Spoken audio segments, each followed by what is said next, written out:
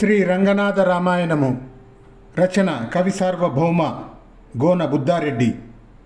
దశరథుని విచారము.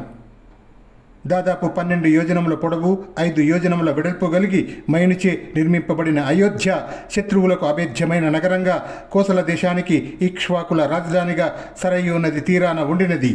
భూమి అనే స్త్రీ ధరించిన నగల ప్రకాశిస్తూ అజ ఇందూమతి నందనుడకు దశరథునిచే రాజధానిగా పరిపాలించబడుతున్నది. ఆ దశరథునకు కులాంగనలు 350 మంది.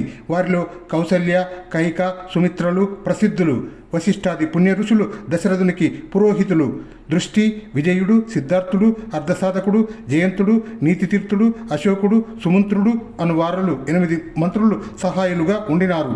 వీరి సహాయం వల్ల దశరథుని పాలనలో పాపాత్ములు, క్రూరులు, తుచ్చులు, బుద్ధిహీనులు లేరు. కృషించిపోయిన వారు లేరు. అబద్ధాలు ఆడేవారు లేరు. రోగులు లేరు. దరిద్రులు లేరు. వ్యభిచారులు లేరు. ప్రజలు ధర్మపరాయణ చిత్తులు, కులాచార పరులు, సకల శాస్త్ర అబ్ది పారగులు, విష్ణుభక్తి పరులు.